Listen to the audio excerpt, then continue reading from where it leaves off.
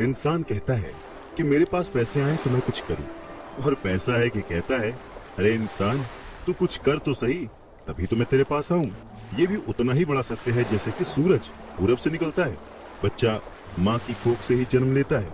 वैसे ही पैसे को सही ढंग से अगर समझा ना जाए, संभाला ना जाए, तो वो बहुत सारे दुख देता है।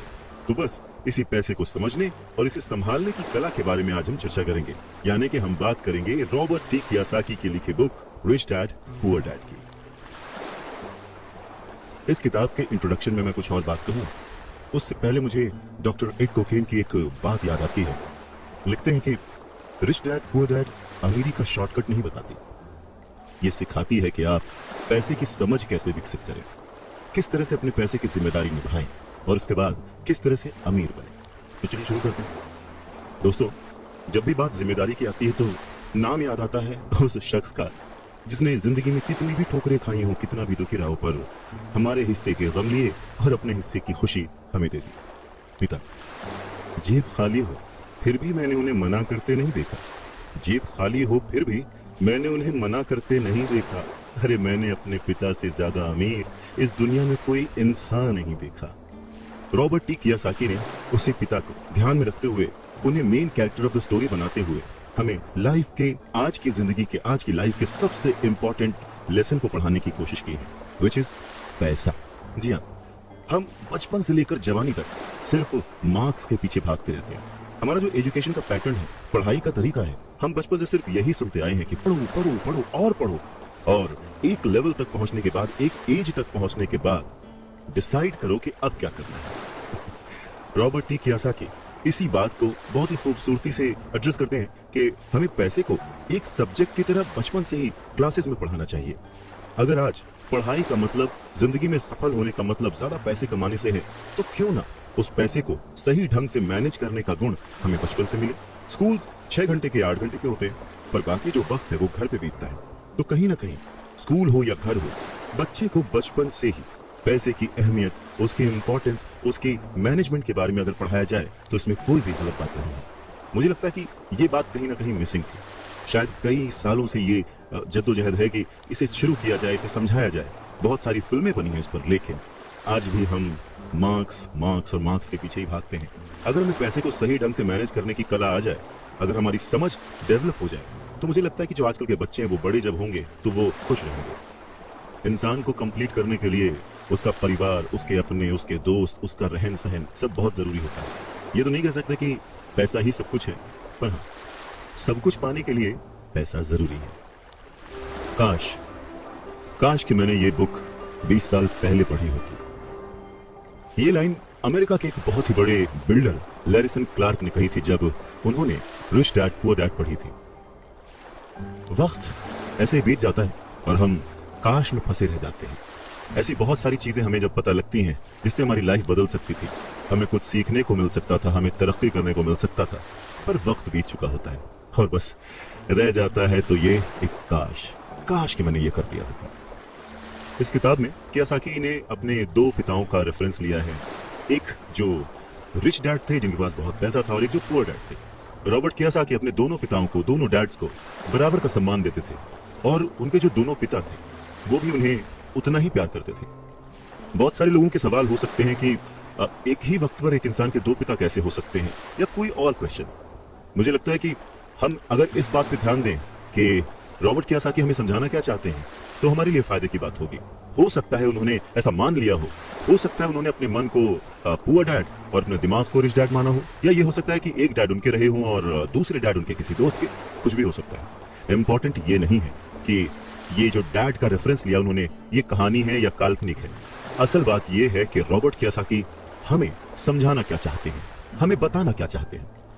चलिए मान लेते हैं कि रॉबर्ट कियोसाकी के 2 पिता थे और उनमें से एक बहुत अमीर थे, एक बहुत गरीब थे। तो रॉबर्ट कियोसाकी कहते हैं कि सोच जो है वो बहुत बड़ा रोल प्ले करती है, और इसी माध्यम से रॉबर्ट कियोसाकी कहते हैं कि हालांकि वो दोनों पिता उनके अपने थे, हालांकि वो दोनों पिता उनका उतने ही शिद्दत से, उतने ही मन से ख्याल रखते थे, उतना ही प्यार करते थे, अपनी जान निछावर करते थे और हमेशा उन्हें सिखाने की कोशिश करते थे, जिंदगी में आगे बढ़ाने की कोशिश करते थे। पर ऐसा क्यों था कि उनके एक पिता अमीर थे और एक पिता गरीब? सारा खेल सोच का है, सारा खेल नजरिए का है। नजरिया ही इंसान को तरक्की दिला सकता है और नजरिया ही इंसान के जीवन की नाव डुबा सकता है। तो ये हमारे ऊपर है कि हम किस रंग के चश्मे को पहनकर कैसा मौसम देखते हैं। किसी शायर ने क्या खूब कहा है कि जैसा दर्द हो वैसा मंजर होता है। अरे मौसम तो इंसान के अंदर होता है और उसी अंदर के मौसम को हमेशा बनाए रखने, अपने आप को पॉजिटिव रखते हुए, अपना नजरिया सकारात्मक रखते हुए अगर हम आगे सोचें तो कुछ अच्छा तो जरूर होगा। स्कूल जाओ और मेहनत से पढ़ो, ये जो लाइन है याद करिए, बचपन में हम सब ने सुना है और एक बार नहीं कई बार सुना है। रिश्तेदारों से, घर वालों से, टीचर से, हर एक से, स्कूल जाओ और मेहनत से पढ़ो। एक वक्त ऐसा लगता था कि बस पढ़ते रहो पढ़ते रहो पढ़ते रहो, पर जैसे जैसे समझ आगे बढ़ी एक सवाल मन में घर करने लगा, आखिर हम पढ़ किस लिए रहे हैं। देखिए, स्कूल जाना और पढ़ाई करना ये बहुत ही अच्छी बात है, लेकिन अगर कोई काम किया जा रहा है तो वो किस वजह से किया जा रहा है ये जानना भी उतना ही जरूरी है। अपनी पढ़ाई पूरी करने के बाद हम सबसे पहले जॉब ही ढूंढते हैं ना, ये सोचकर के जॉब मिलने पर हमारी सारी प्रॉब्लम्स दूर हो जाएंगी, पैसे मिल जाएंगे, हम घर बना लेंगे, गाड़ी खरीद लेंगे और जो भी जरूरतें हैं पैसे से जुड़ी हुई वो सब पूरी कर लेंगे। पर ऐसा होता नहीं है। बहुत सारे लोग अच्छी जॉब और बहुत ही अच्छी सैलरी होने के बावजूद खुश नहीं होते। वो अपनी जरूरतें पूरी नहीं कर पाते, बहुत ही मुश्किल से घर का खर्च चला पाते हैं, पर वो लगे रहते हैं इस उम्मीद में कि शायद अगले साल फिर से इंक्रीमेंट होगा, पैसे बढ़ेंगे और उन पैसों से हम अपनी जो जरूरतें हैं जो पूरी नहीं कर पाए उन्हें पूरी कर लेंगे। और वो और ज्यादा मेहनत करते हैं प्रमोशन पाने के लिए। पर वक्त के साथ साथ हमारी जरूरतें और हमारा लालच बढ़ने लगता है।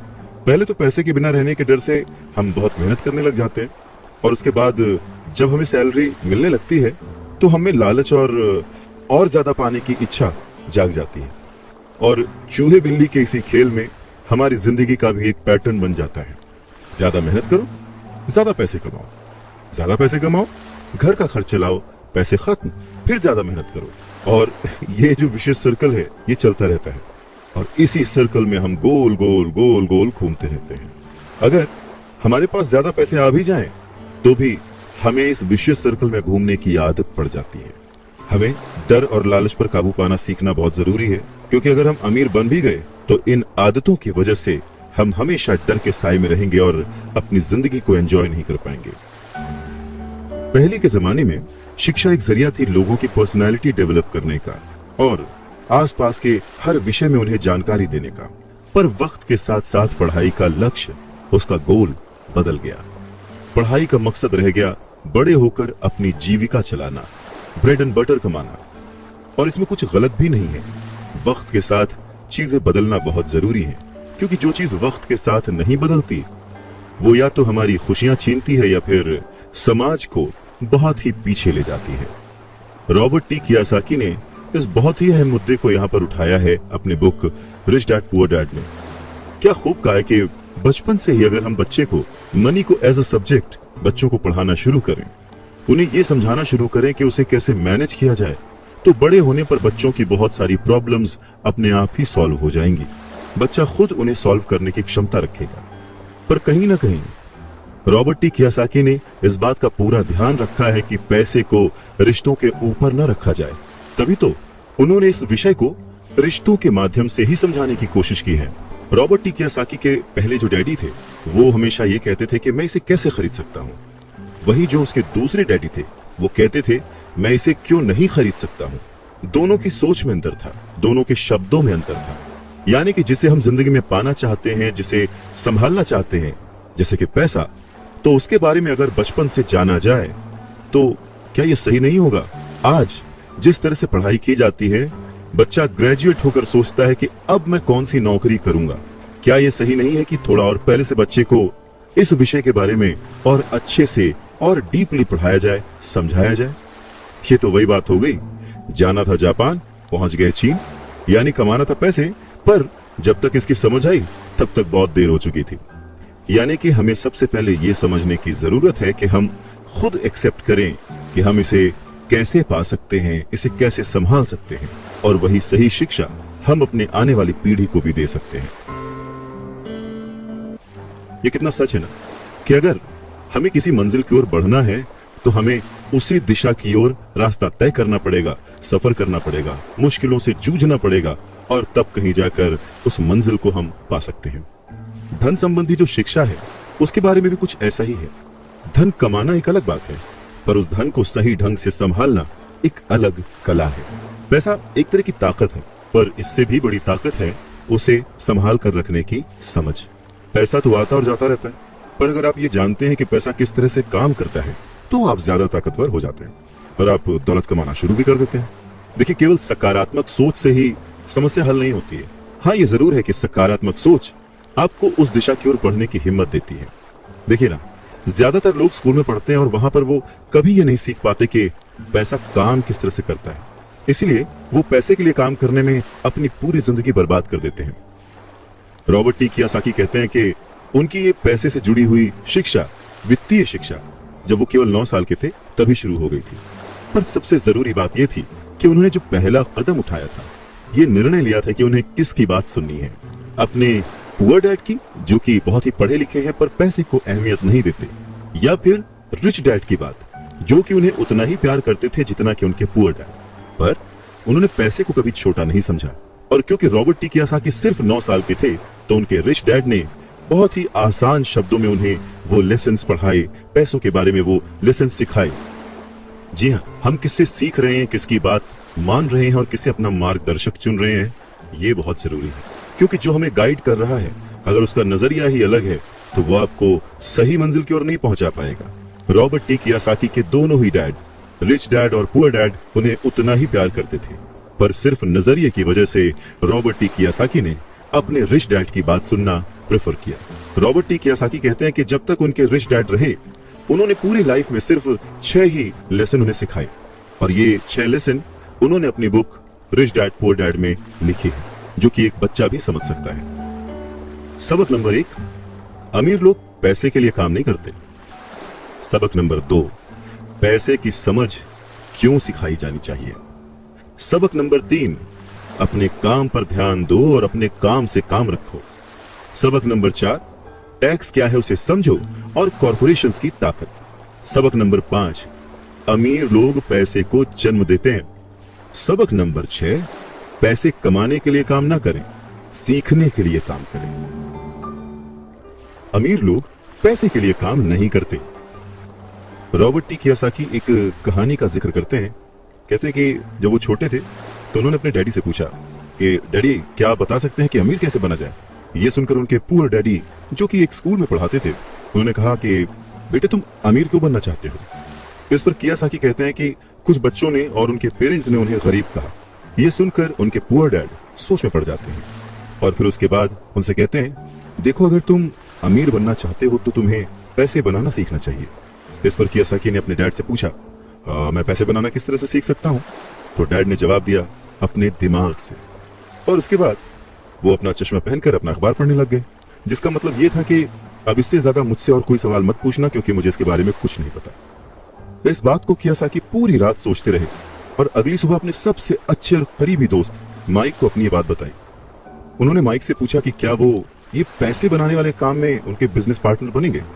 माइक ने उनसे पूछा, ठीक है, मैं तुम्हारे साथ हूं, पर तुम पैसा कैसे कमाओगे और हमें क्या करना चाहिए।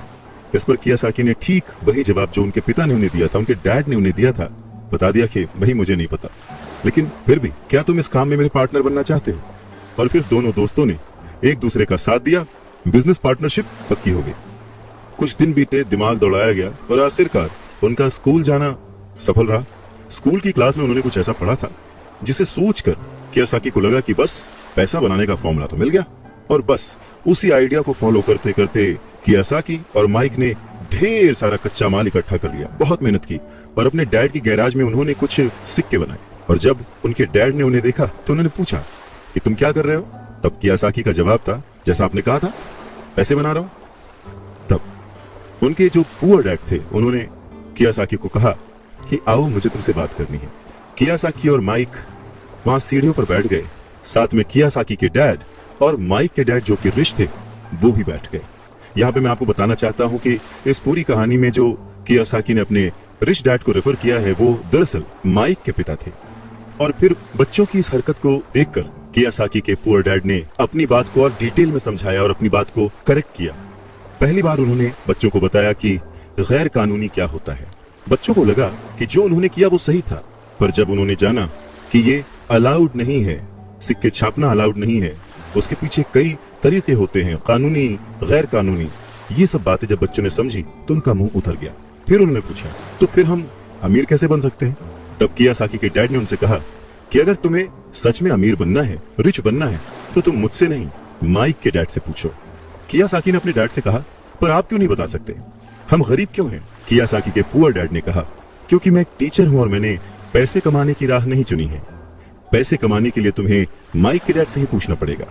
क्या खूबसूरत बात समझाई है कियासाकी ने कि अगर हमें कोई पर्टिकुलर गोल अचीव करना है, कोई लक्ष्य प्राप्त करना है, तो हमें रास्ता भी सही चुनना होगा, मार्गदर्शक भी सही चुनना होगा।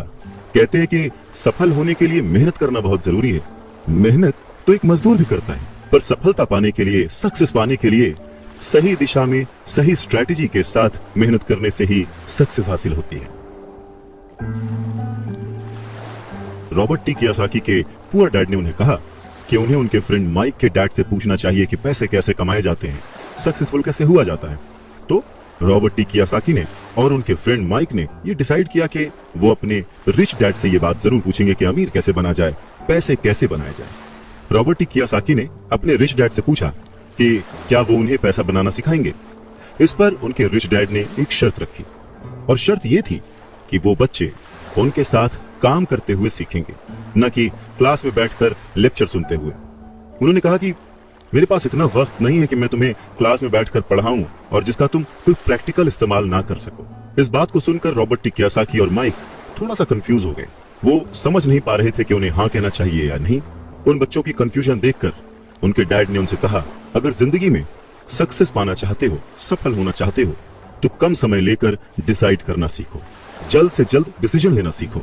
उन्होंने जल्दबाजी करने को नहीं कहा, पर हाँ, जितना कम समय हो सके उतने कम समय में सही निर्णय लेने की कला जिसको आती है, वो जिंदगी में हमेशा आगे जाता है। यही उनकी सीख थी। और फिर बच्चों ने डिसाइड किया कि वो खेल छोड़कर सीखने का विकल्प चुनेंगे, काम करने का विकल्प चुनेंगे, ताकि उन्हें ये समझ में आ सके कि पैसे कैसे कमाए जा सकते हैं। बस फिर क्या था, बच्चे अगले ही दिन अपने रिच डैड के पास पहुंच गए। उनके रिच डैड ने उन बच्चों को एक शॉप पर सफाई का काम दिया। अब क्योंकि उस वक्त एसी और इस तरह की चीजें ज्यादा चलन में नहीं थी, तो दरवाजे मोस्टली खुले ही रहते थे, जिसकी वजह से सामान पर धूल जमी रहती थी और इस काम के उन्हें 30 सेंट मिलते थे। इस तरह से उन्हें एकदम भी पैसे नहीं बचते थे। वो परेशान रहते थे और एक दिन उन्होंने माइक से कहा कि मैं अब काम नहीं करूंगा, या तो वो मेरी तनख्वाह बढ़ाएं या फिर मैं काम छोड़ रहा हूं। उसके बाद 9 साल के रॉबर्ट टी कियासाकी और उनका दोस्त माइक उनके रिच डैड से मिलने पहुंचे।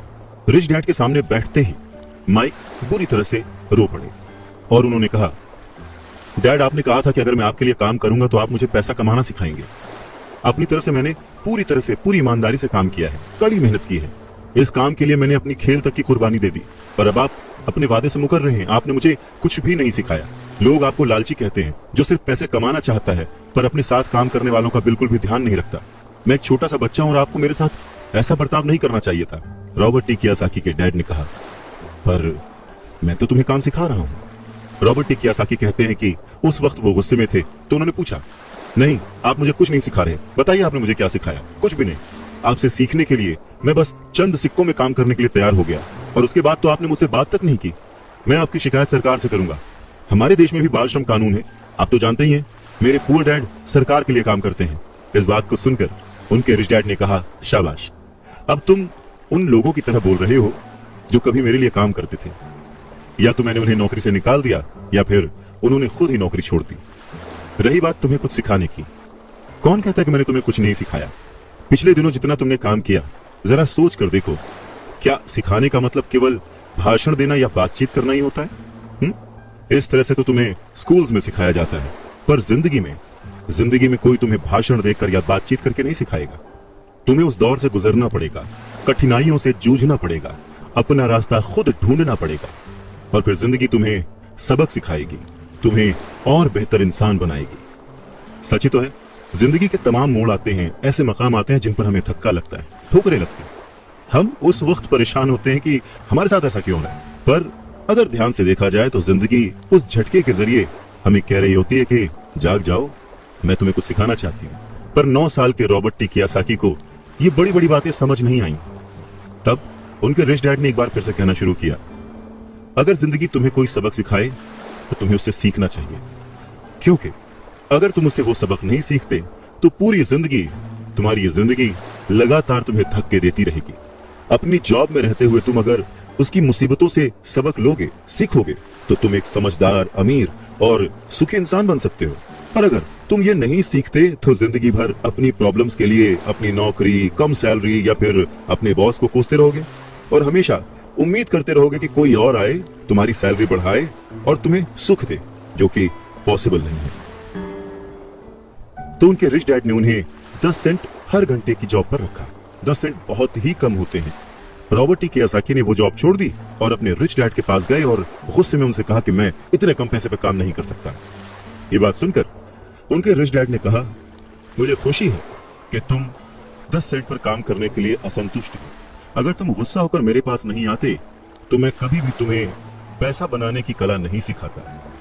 इस बात से यह साबित होता है कि तुम पैसा कमाना सीखना चाहते हो। रॉबर्ट टी कियोसाकी अपने डैड की बात बहुत ध्यान से सुन रहे थे। उनके डैड ने कहना जारी रखा, तुम्हें पता है कि गरीबी पैसों की नहीं, मन की होती है। इंसान पूरी जिंदगी डरते डरते सिर्फ पैसे के लिए ही काम करता रहता है। मैं कभी नहीं कहूंगा कि तुम पैसे के लिए काम करो। तुम्हें ऐसा काम करना चाहिए कि तुम्हारा पैसा तुम्हारे लिए काम करे। लोग कहते हैं कि मैं समस्या की जड़ हूं, मैं उन्हें कम पैसे देता हूं, पर सच तो ये है कि लोग उसी वेतन में काम करते रहना चाहते हैं। वो अपने आप से नहीं पूछते कि वो क्यों उतने कम पैसे में काम कर रहे हैं। पर अगर वो लोग या तुम इसी तरीके से सोचते रहे कि समस्या की जड़ मैं हूं, तो जिंदगी भर न वो लोग कुछ सीख पाएंगे न तुम कुछ सीख पाओगे। आसान क्या है, मुझे बदलना या फिर खुद को बदलना और अपने आप को इस लायक बनाना कि आप उससे अच्छा काम सीख पाए। अगर तुम पैसे के लिए काम करना सीखना चाहते हो तो स्कूल में ही रहो। ये सीखने के लिए उससे बढ़िया जगह कोई और है नहीं। परंतु अगर तुम ये सीखना चाहते हो कि पैसा तुम्हारे लिए किस तरह से काम करे, तो मैं तुम्हारा रिच डैड तुम्हें ये सिखा सकता हूँ। पर ये तभी संभव होगा, तभी पॉसिबल होगा जब ये तुम खुद सीखना चाहो। तो तुम सीखने के लिए तैयार हो?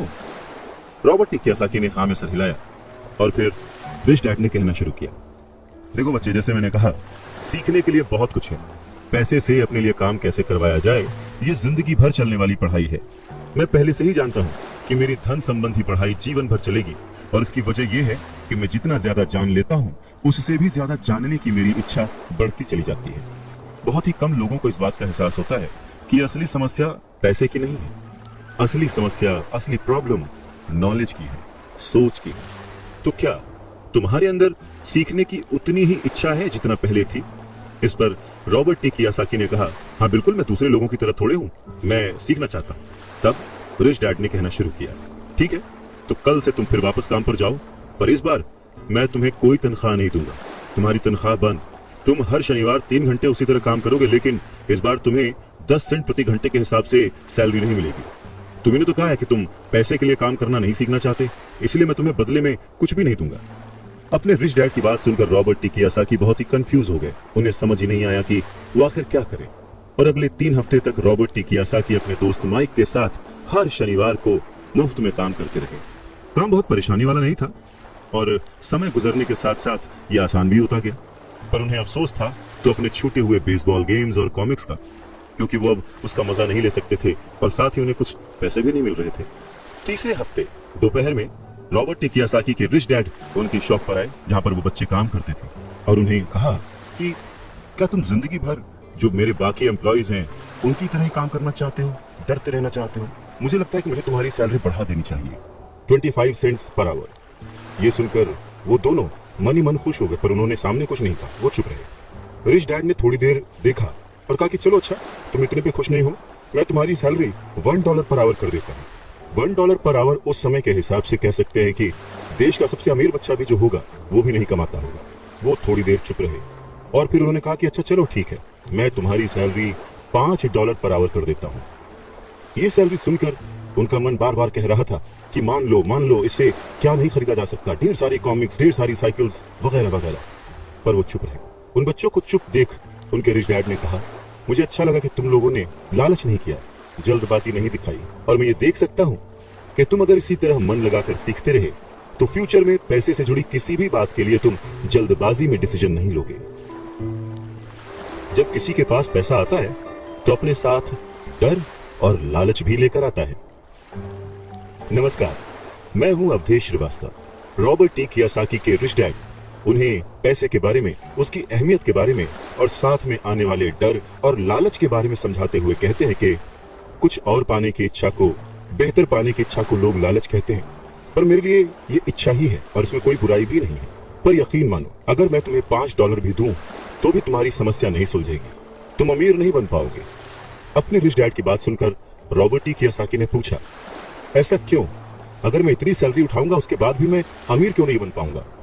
तब रिच डैड ने कहा, क्योंकि अमीरी मन से होती है, सोच से होती है, पैसे से नहीं।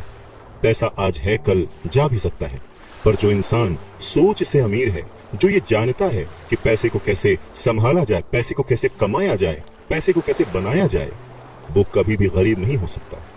इस पर रॉबर्ट टी कियोसाकी ने पूछा, तो क्या हमें पैसे से दूर रहना चाहिए, उसके पीछे भागना नहीं चाहिए?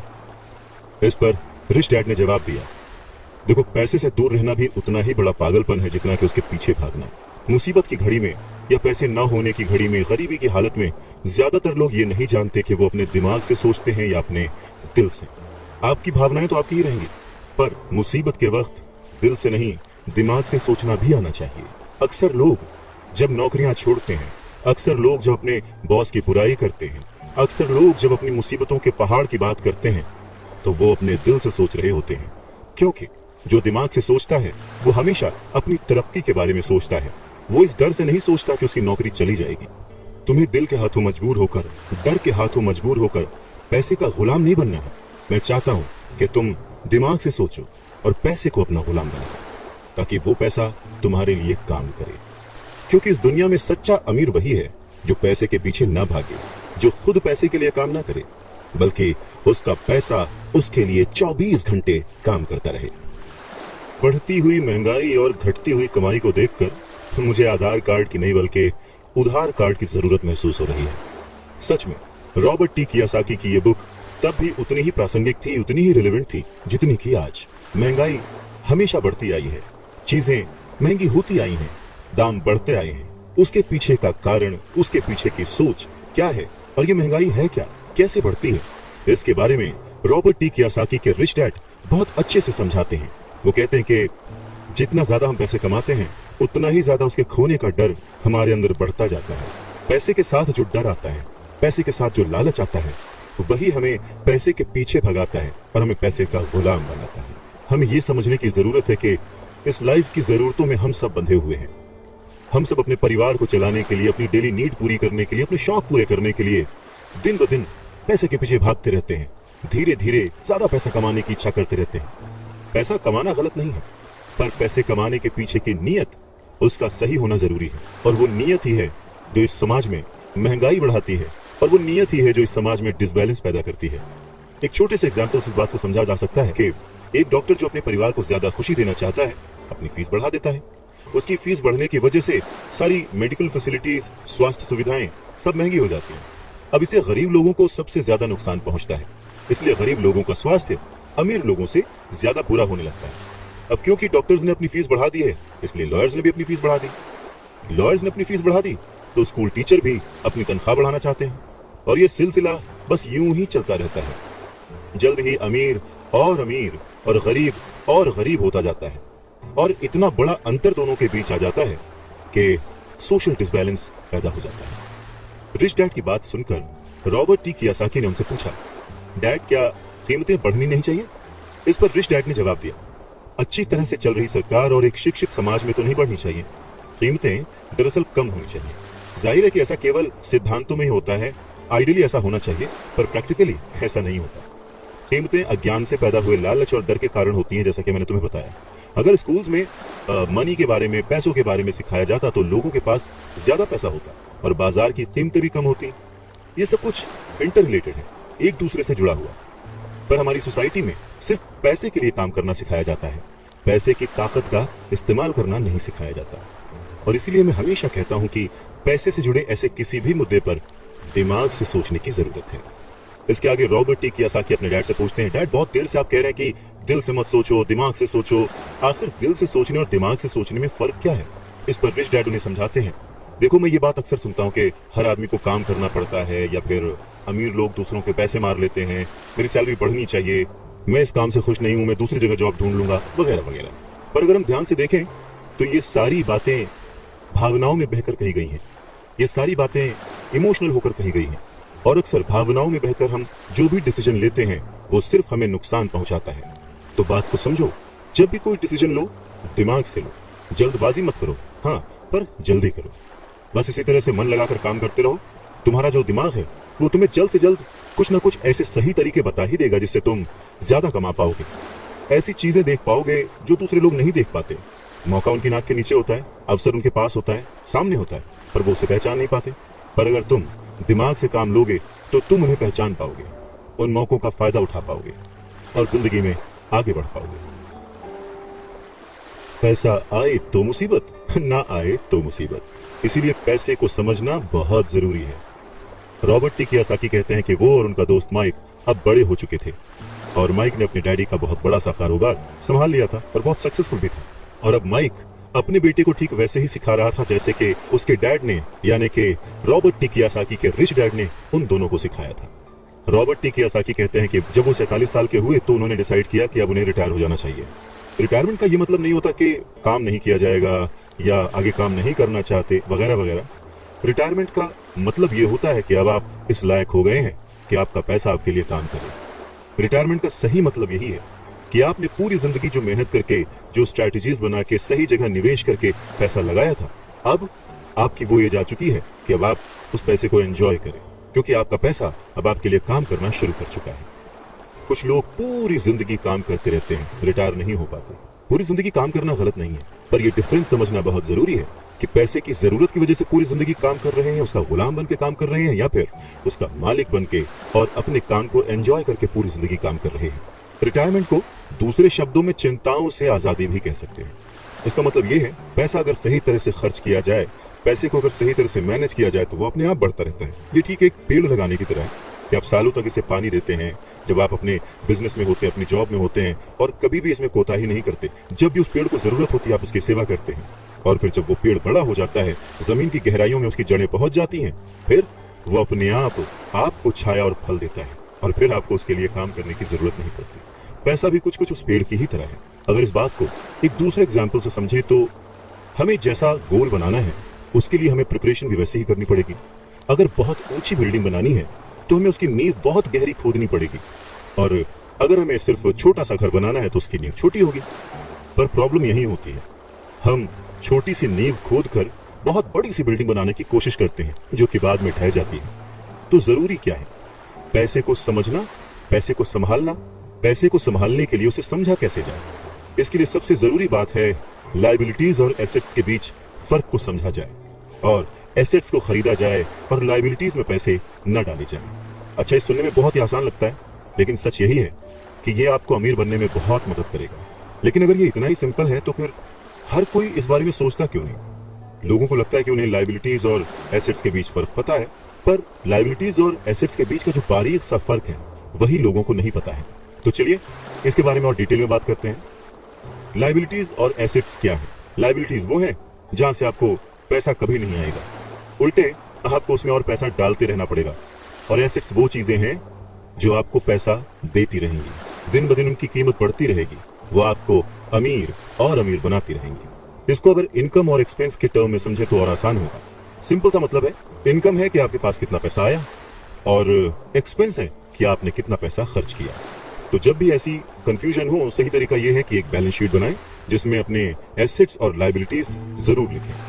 1 रुपया मांगता था 2 रुपए थमा देते थे। 1 रुपया मांगता था 2 रुपए थमा देते थे। कुछ इस तरह से पापा मुझे अमीर बना दिया करते थे। कहते हैं कि सोच अगर सही दिशा में हो तो मंजिल बड़ी आसानी से मिल जाती है। इंसान की जरूरतों को पूरा करने के लिए पैसे की आज कितनी जरूरत है, ये बात हम में से किसी से भी छिपी हुई नहीं है। हम सब दिन रात मेहनत करते हैं, सोचते हैं कि हम अमीर बन जाएं, पर क्या वो सोच हमारे अंदर है? हम छोटे थे तो 1 रुपए 2 रुपए में भी खुश हो जाते थे, पर आज ना जाने कितने पैसे कमाने के बाद भी हम खुश नहीं हो पाते। गरीबी ही महसूस होती है, हमेशा कमी लगी रहती है। तो कारण क्या है, फर्क क्या है? फर्क सिर्फ सोच का है, जिसके बारे में रॉबर्ट टी कियोसाकी कहते हैं कि अमीर लोगों के पास ज्यादा पैसा इसलिए होता है क्योंकि वो प्रिंसिपल पर यकीन करते हैं, वहीं दूसरी तरफ गरीब लोग प्रिंसिपल को ठीक से समझ नहीं पाते। इसीलिए इस बात पर जोर दिया जाता है कि केवल लिटरेट होना काफी नहीं है, फाइनेंशियली लिटरेट होना जरूरी है। सिर्फ नंबर से कुछ नहीं होता, मार्क्स से कुछ नहीं होता। फर्क तो तब पड़ता है जब आप अपनी सक्सेस स्टोरी खुद लिखें। अधिकतर फैमिलीज में देखा गया है कि जो मेहनती होता है उसके पास पैसा भी ज्यादा होता है, मगर उसका फायदा क्या जब सारा पैसा लाइबिलिटीज में खर्च हो जाए। वैसे ये बहुत ही इंटरेस्टिंग एक्सरसाइज है, करके देखनी चाहिए। लाइबिलिटीज वर्सेस एसेट्स, ये चार्ट बनाकर जब आप देखेंगे तो पाएंगे कि आपका खर्च करने का पैटर्न कैसा है, तरीका सही है या गलत। और तब आप ये भी नोटिस कर पाएंगे कि आपका ज्यादा खर्च किस तरफ हो रहा है, लाइबिलिटीज की तरफ या एसेट्स की तरफ, और आपको अपने खर्च पर कितना कंट्रोल करने की जरूरत है। तो इस पूरी बात को अगर आसान शब्दों में समझा जाए तो वो ये कि अपना पैसा कैसे खर्चें, बस यही मुद्दे की बात है और कुछ नहीं। अच्छा, एक और जरूरी बात है, पुराने समय में अगर देखा जाए तो लोगों के गोल होते थे, हम डॉक्टर बनेंगे, लॉयर बनेंगे, ये सारे प्रोफेशंस हैं, पर इनका अमीरी से कोई कनेक्शन नहीं है। पर सोच यही थी कि हम डॉक्टर बनेंगे तो बहुत पैसा कमाएंगे, लॉयर बनेंगे तो बहुत पैसा कमाएंगे, बैरिस्टर बनेंगे तो बहुत पैसा कमाएंगे। इस सोच की जड़ ही गलत है। पुराने जमाने के कई लोग आज डॉक्टर, इंजीनियर या जो कुछ भी वो बनना चाहते थे बन चुके हैं, पर आज भी वो पैसे के लिए स्ट्रगल कर रहे हैं। क्यों? क्योंकि वो उनकी नींव ही अलग थी। आज दौर बदल चुका है, बच्चे एथलीट बनना चाहते हैं, स्पोर्ट्स पर्सन बनना चाहते हैं, स्टार बनना चाहते हैं, क्योंकि उन्हें पता है कि सिर्फ अच्छी पढ़ाई और अच्छे ग्रेड्स के भरोसे बैठकर वो अपने करियर में सक्सेस नहीं पा सकते। आज वक्त बदल चुका है। आज के जमाने में सभी वर्किंग हैं, हस्बैंड वाइफ वर्किंग हैं, दोनों कमाते हैं, सोचते हैं कि हम दोनों मिलकर ज्यादा पैसे कमाएंगे और हम ज्यादा अमीर हो जाएंगे, और सबका ध्यान सिर्फ अपने अपने करियर पे ही होता है। कमाई बढ़ने लगती है, पर जाहिर है कि उसी के साथ साथ खर्चे भी बढ़ने लगते हैं। कहने का मतलब ये कि बिना फाइनेंशियली लिटरेट हुए आप कितने भी पैसे कमा लें, वो खर्च हो जाएंगे, वो आपकी लाइबिलिटीज में चले जाएंगे, और ये एक ऐसा चक्कर है जो फिर चलता ही रहता है। और उसके बाद सभी ये सोचते हैं कि इस मुसीबत से बाहर कैसे निकला जाए। दरअसल लोगों को लगता है कि ज्यादा पैसे कमाने से आदमी अमीर हो जाता है, पर रॉबर्ट टी कियोसाकी कहते हैं कि अमीरी एक सोच है। अमीरी अपने पैसे को सही जगह खर्च करने की समझ है। अमीरी पैसे के पीछे न भागने की सोच है। अमीरी रिटायरमेंट लेते समय न डरने की सोच है। अमीरी तब है जब आपका पैसा आपके लिए काम करे। तो आप जब भी खर्च करें हमेशा ये ध्यान रखें कि पैसा आपको अमीर नहीं बनाता। उसे सही जगह पे इन्वेस्ट करना, उसे सही से संभाल कर रखना, या कई बार उसे गलत जगह पर खर्च ना करना भी आपको अमीर ही बनाता है। कहने का मतलब ये कि अमीरी क्या है? अमीरी वो नहीं कि आप कितना पैसा कमा पाते हैं, अमीरी तो वो है कि आप कितना पैसा बचा पाते हैं। आप ठहर जाएंगे तो चलेगा, आपकी सोच नहीं ठहरनी चाहिए, क्योंकि अगर सोच ठहर गई तो जिंदगी बिना किसी सोच के गुजर जाएगी। बात सन 1947 की है। दुनिया की सबसे बड़ी फूड चेन मैकडॉनल्ड के फाउंडर रे क्रॉक ने एक एमबीए क्लास में स्पीच दी। बहुत ही शानदार स्पीच, लोगों ने बहुत तालियां बजाई, खुश हुए। स्पीच के बाद एमबीए के स्टूडेंट्स ने उनके साथ वक्त बिताना चाहा, उनसे रिक्वेस्ट की कि सर थोड़ा टाइम हमारे लिए स्पेयर कर लें। बातों बातों में रे क्रॉक ने अचानक एक सवाल किया, क्या आप लोग जानते हैं कि मैं किस बिजनेस में हूं? अब क्योंकि वो मैगडी को रिप्रेजेंट कर रहे थे तो सभी जानते थे कि भाई आप हैमबर्गर बेचते हैं, फूड बिजनेस में हैं, तो बच्चों ने वही जवाब दिया। इस बात पर रे हंसने लगे। उनका असली बिजनेस तो रियल एस्टेट का है, क्योंकि मैगडी के लिए हर लोकेशन का चुनाव बहुत ही सोच समझकर और रेकी करके किया जाता है। जहां उनकी फ्रेंचाइजी बनाई जाती है वो जमीन भी साथ ही बेची जाती थी। तो इसका सीधा मतलब यह था कि फ्रेंचाइजी खरीदने वाले उस वक्त वो जमीन भी खरीदते थे। तो इस तरह से ये एक रियल एस्टेट बिजनेस भी हो गया। और ठीक यही सबक रॉबर्ट टी कियोसाकी के रिच डैड ने उन्हें सिखाया कि अक्सर लोग खुद के लिए छोड़कर बाकी सब के लिए काम करते हैं।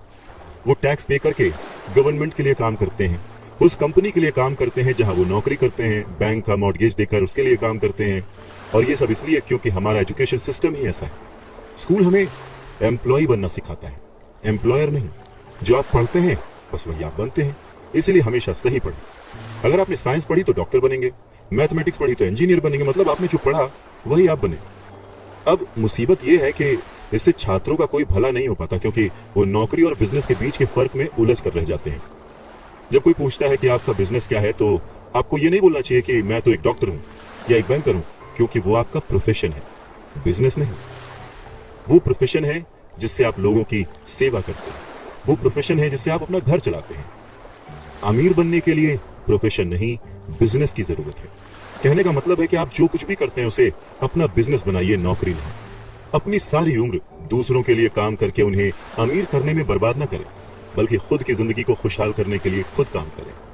बहुत से लोगों को इस बात का एहसास बहुत देर में होता है कि जो उनका हाउस लोन है उनकी जान ले रहा है, और फिर उन्हें लगता है कि जिसे वो एसेट मानते थे वो दरअसल उनकी लायबिलिटी बन गया। जैसे उन्होंने कार ली तो उससे जुड़े तमाम खर्चे उनकी लायबिलिटीज बन गए। उन्हें पूरा करने के लिए नौकरी जरूरी है, और अगर कभी वो सेफ जॉब उनके हाथों से निकल गई तो फिर उनकी मुसीबतें शुरू। इसीलिए हमें अपने सेविंग्स पर, अपनी बचत पर, अपने एसेट्स पर इतना ज्यादा ध्यान देना चाहिए। हम कितना कमा रहे हैं उससे ज्यादा हम कितना सेव कर रहे हैं उस पर ध्यान देना चाहिए।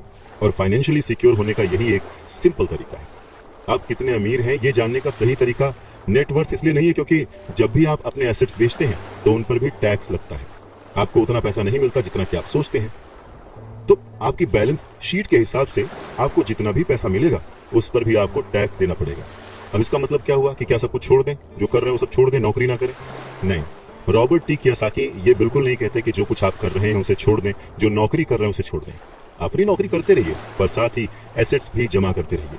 और एसेट्स से उनका मतलब है सही और असली मायने में एसेट्स। वो ये नहीं कहते कि आप कोई कार खरीद लीजिए, क्योंकि कार एसेट नहीं है। क्योंकि जैसे ही आप उसे सड़क पर उतारेंगे उसका रेट घट जाएगा, उसकी कीमत घट जाएगी। जितना हो सके खर्चे में कटौती करिए और लायबिलिटीज को घटाइए। तो बड़ा सवाल यह आता है कि किस तरह के एसेट्स खरीदे जाने चाहिए। कुछ एग्जाम्पल्स इस तरह से समझे जा सकते हैं कि ऐसा कोई बिजनेस करें जहां आपकी मौजूदगी जरूरी ना हो। मतलब अगर आप वहां पे ना भी रहें तो आपका काम चलता रहे, दूसरे लोग आपके लिए काम करते रहें, और बस वही आपका बिजनेस है। दूसरा, आप कह सकते हैं कि रियल एस्टेट में पैसे लगा सकते हैं, आप लैंड खरीद सकते हैं, स्टॉक और बॉन्ड खरीद सकते हैं। आजकल बहुत सारी पॉलिसीज आ गई हैं, उन्हें समझें और फिर उसमें इन्वेस्ट करें। जब एसेट्स खरीदें तो अपनी पसंद की चीजों पर पैसा लगाएं, क्योंकि आपका मन होगा तभी आप उसमें ध्यान दे पाएंगे। अगर उसमें आपकी रुचि नहीं होगी ना तो आप उसे बेहतर समझ नहीं पाएंगे। रॉबर्ट टी कियोसाकी को रियल एस्टेट और स्टॉक्स में रुचि थी, खासकर छोटी कंपनियों में इन्वेस्ट करने की। तो उन्होंने अपने रिच डैड की सलाह पर अपनी नौकरी कभी नहीं छोड़ी। वो जॉब करते रहे, साथ ही अपने एसेट कॉलम को बड़ा और मजबूत बनाते रहे। उन्होंने अपना कमाया हुआ एक एक पैसा बेकार खर्च नहीं किया, उसे सेव किया। वो हमेशा ये मानकर चलते रहे कि इस पैसे की उन्हें जरूरत नहीं है, वो उसके मालिक हैं, गुलाम नहीं है। अगर आपको लगता है कि आप लग्जूरियस लाइफ जीना चाहते हैं, लग्जरी खरीदना चाहते हैं, शौक से खरीदिए, कोई बड़ी बात नहीं है। पर जैसे ही आपको ये विचार आए, ये भी जरूर सोचिए कि अमीर और गरीब में बस यही फर्क है। जहां पर मिडिल क्लास आदमी या गरीब आदमी पैसा आते ही पहले लग्जरी में खर्च करता है, वहीं अमीर आदमी उसे सबसे बाद में खरीदता है। तो यही सीक्रेट है अमीरों के और अमीर होने का और गरीबों की बढ़ती गरीबी का। संपत्ति वो है जो हमें पैसे कमा के देती है, और जिम्मेदारी, दायित्व वो है जो हमसे पैसे खर्च करवाता है। रॉबर्ट टी कियोसाकी कहते हैं कि उनके रिच डैड हमेशा चीजों को सिंपल तरीके से समझने और समझाने में विश्वास रखते थे। उन्होंने बच्चों से कहा कि अकाउंटिंग में अंक यानी नंबर इंपॉर्टेंट नहीं है, इंपॉर्टेंट तो वो बात है जो वो नंबर्स, वो अंक बता रहे हैं। ये ठीक लेटर्स की तरह है या शब्दों की तरह है। जैसे शब्द या वर्ड्स इंपॉर्टेंट नहीं होते, इंपॉर्टेंट वो बात होती है जो वो शब्द कह रहे हैं, जो वो शब्द बताना चाहते हैं। कई लोग पढ़ते हैं परंतु बहुत ज्यादा समझ नहीं पाते। अब ये रीडिंग की एक प्रॉब्लम हो सकती है। जैसे एक छोटा सा एग्जांपल लें कि अगर आपके घर में कभी मोबाइल आया हो या वीसीआर आया हो और उसके साथ एक इंस्ट्रक्शन बुक भी आती है, कभी आपने उस इंस्ट्रक्शन बुक को पढ़ा है? मैं ये गारंटी दे सकता हूं कि बहुत सारे लोगों को उसे पढ़ने के बाद भी कुछ समझ नहीं आएगा और ऐसा लगेगा कि वो दुनिया का सबसे मुश्किल काम है। ठीक वैसे ही अंकों के साथ है। अगर आप अमीर बनना चाहते हैं तो आपको अंकों को पढ़ना और उन्हें समझना आना चाहिए। रॉबर्ट टी कियोसाकी कहते हैं कि अपने रिच डैड से ये बात उन्होंने हजारों बार सुनी थी, और ये भी सुना कि अमीर लोग संपत्ति इकट्ठा करते हैं, जबकि गरीब और मध्य वर्गीय यानी मिडिल क्लास लोग दायित्व इकट्ठा करते हैं। तो सवाल यह आता है कि जब कोई नौकरी कर रहा है, अच्छी सैलरी उठा रहा है, फिर भी उसके पास पैसे की तंगी क्यों होती है? रॉबर्ट टी कियोसाकी के रिच डैड कहते हैं कि पैसे की तंगी की असली वजह होती है कि लोग संपत्ति और दायित्व के बीच अंतर नहीं कर पाते। तो वास्तव में अगर आपको अमीर बनना है तो आपको सिर्फ इतना ही जानने की जरूरत है, और आप जिंदगी भर संपत्ति खरीदते रहिए। बस इनके बीच के फर्क को न जानने के कारण बहुत सारे लोग जिंदगी भर पैसे की कमी से परेशान रहते हैं। पैसों के लिए आदमी इसलिए परेशान होता रहता है क्योंकि वो ना तो शब्दों को समझ पाता है, ना ही अंकों को। जिन लोगों के सामने पैसे की मुश्किलें आ रही हैं, उन्हें यह समझ लेना चाहिए कि शब्दों या अंकों में ऐसा कुछ है जिसे वो पढ़ नहीं पा रहे हैं। कोई चीज ठीक से उनकी समझ में नहीं आ रही है। अमीर लोग इसीलिए अमीर होते जाते हैं क्योंकि इस मामले में वो पैसे की तंगी से परेशान लोगों से ज्यादा समझदार होते हैं। तो अगर आप भी अमीर बनना चाहते हैं और अपनी दौलत को बनाए रखना चाहते हैं तो पैसे की साक्षरता और समझदारी बहुत जरूरी है, शब्दों में भी और अंकों में भी। जिंदगी में सिर्फ पैसे कमाकर या पैसे बचाकर आप अमीर नहीं बन सकते। अमीर बनने के लिए आपको अपने अंदर बहुत कुछ बदलना पड़ेगा। अगर कोई लॉटरी में पैसे जीत जाए और उसे वो अपने साथ रख ले, बचा ले, तो क्या वो आपकी निगाह में अमीर है? नहीं, क्योंकि वो पैसा आज नहीं तो कल उसके साथ नहीं रहेगा। अमीरी एक सोच है, एक जीवन शैली है, एक नजरिया है, और आपको हमेशा अमीर बने रहने के लिए अमीरों की तरह ही सोचना पड़ेगा, खुद को इंप्रूव करना पड़ेगा। और इसी बात को रॉबर्ट टी कियोसाकी के रिच डैड एक कहानी के माध्यम से उन्हें समझाते हैं। वो कहते हैं कि जापानी लोग 3 ताकतों को मानते थे, तलवार की ताकत, रत्नों की ताकत और दर्पण की ताकत। तलवार हथियारों की ताकत का प्रतीक थी। अमेरिका ने हथियारों पर खरबों डॉलर खर्च कर दिए और इसी कारण वो आज विश्व में सबसे ताकतवर देश है। दूसरी ताकत रत्न यानी के पैसे की ताकत का प्रतीक। इस कहावत में कुछ तो सच्चाई होगी। ये स्वर्ण नियम याद रखो, जिसके पास स्वर्ण है वही नियम बनाता है। तीसरा दर्पण, शीशा, आत्मज्ञान का प्रतीक है। जापानी कहानियों के अनुसार ये आत्मज्ञान बाकी दोनों ताकतों से ऊपर है। गरीब और मध्यम वर्गीय लोग अक्सर ही धन की ताकत से नियंत्रित होते हैं। वो सुबह सुबह उठते हैं और नौकरी करने के लिए भागम भाग मचा देते हैं, बिना खुद से ये पूछे कि क्या ऐसा करना समझदारी है। पैसे की समझ न होने के कारण ज्यादातर लोग पैसे की डरावनी ताकत को ये इजाजत दे देते हैं कि वो उन्हें काबू में कर ले। पैसा उन्हें कंट्रोल करने लगता है। इस इश्यू को ठीक करने के लिए अगर वो दर्पण की ताकत का इस्तेमाल करते तो वो खुद से ये सवाल जरूर पूछते कि क्या ऐसा करना समझदारी है।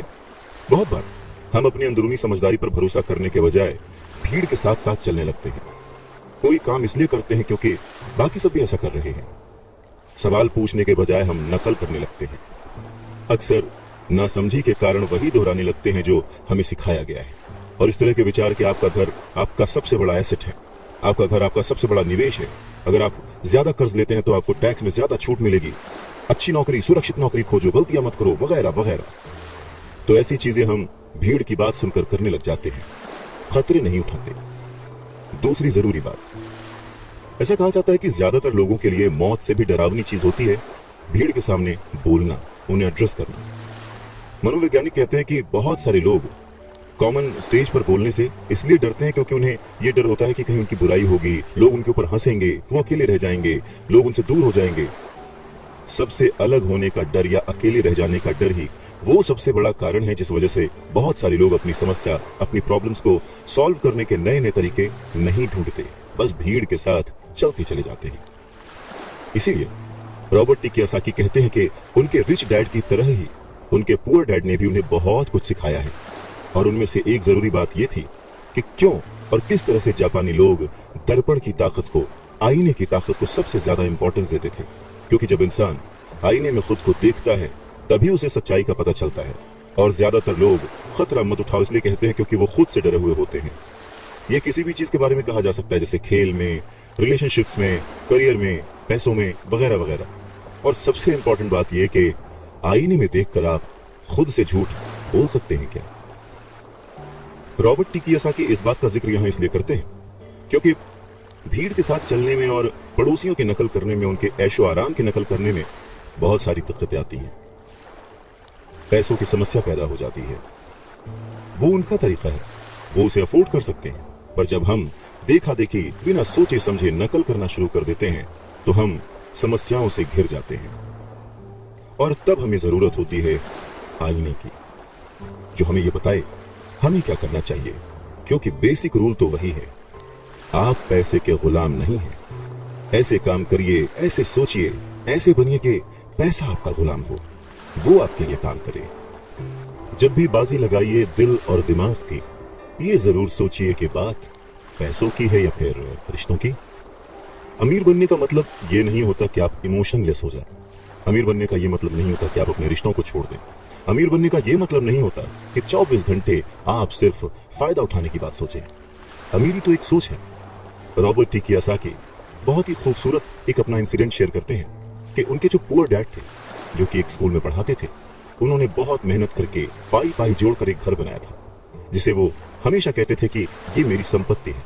रॉबर्ट टी कियोसाकी जब अपने रिच डैड की संगत में आए, तब उन्होंने जाना कि संपत्ति और दायित्व में डिफरेंस क्या है, एसेट और लायबिलिटी में डिफरेंस क्या है। और तब वो हमेशा अपने डैड को बोलते, डैड, ये जो आपने लिया है ये आपका एसेट नहीं, ये आपकी लायबिलिटी है। और इस बात पे वो दोनों घंटों बहस किया करते थे। और लायबिलिटी और एसेट के कॉन्सेप्ट को समझाने के लिए वो उन्हें वही सारी बातें एक्सप्लेन करते, जैसे कि एसेट वो होता है जो आपको कमा के देता है, जिसपे आपको और खर्च नहीं करना होता, और लायबिलिटी वो है जिसमें 75 तरह के खर्च होते हैं। हर महीने, हर हफ्ते, हर दिन कुछ ना कुछ आपकी जेब से जा ही रहा होता है। आगे रॉबर्ट टी कियोसाकी कहते हैं कि जब भी लोग उनसे बात बात पर बहस करते हैं कि उनका घर संपत्ति क्यों नहीं है, तो वो जानते हैं कि बहुत से लोग ये बात अपने दिमाग से नहीं, अपने दिल से कह रहे हैं, क्योंकि किसी के लिए भी अपना घर बनाना सबसे बड़ा सपना होता है, और इसीलिए वो उसमें अपने पैसे लगाते हैं। अपने घर का मालिक होने से ज्यादा अच्छा कुछ भी महसूस नहीं होता है। पर दिल और दिमाग के बीच लायबिलिटी और एसेट्स के कॉन्सेप्ट को समझाने के लिए रॉबर्ट टी कियोसाकी एक और बात कहते हैं। वो इस तरह समझाते हैं कि मान लीजिए वो और उनकी पत्नी एक बड़ा सा घर खरीदते हैं, तो होगा क्या कि उसमें उनके बहुत सारे पैसे खर्च हो जाएंगे, जो कि शायद फिजूल ही हो। हालांकि बहुत सारे लोग इस बात से अग्री नहीं करेंगे, सहमत नहीं होंगे, क्योंकि घर एक भावनात्मक चीज है, इमोशन है, और इमोशन हमेशा दिमाग पर भारी पड़ता है। जब भी लोग दिल से सोचते हैं तो दिमाग की बातें उन्हें गलत लगती हैं। पर फिर रॉबर्ट टी कियोसाकी आगे एक्सप्लेन करते हैं कि वो सही कैसे हैं और एक घर एसेट क्यों नहीं है। वो कहते हैं कि जब घर की बात आती है तो मैं ये बताना चाहता हूं कि ज्यादातर लोग उस घर की कीमत चुकाने के लिए जिंदगी भर काम करते हैं। ज्यादातर लोग एक घर खरीदने के कुछ सालों बाद दूसरा घर खरीदते हैं, और हर बार पहले मकान के लिए जो कर्ज वो लेते हैं उस पर उनके पास हर बार फिर से 30 साल का नया कर्ज आ जाता है। हालांकि लोगों को मॉर्गेज पेमेंट पर ब्याज के लिए टैक्स में छूट मिलती है, पर वो अपने दीगर खर्चों के लिए टैक्स के बाद मिलने वाले रुपयों का उपयोग करते हैं, अपनी मॉर्गेज पूरी तरह से चुकाने के बाद भी। प्रॉपर्टी टैक्स, उनकी पत्नी के मम्मी डैडी को यह बात सुनकर बहुत धक्का लगा जब उनके घर का प्रॉपर्टी टैक्स $1000 प्रति माह तक पहुंच गया था।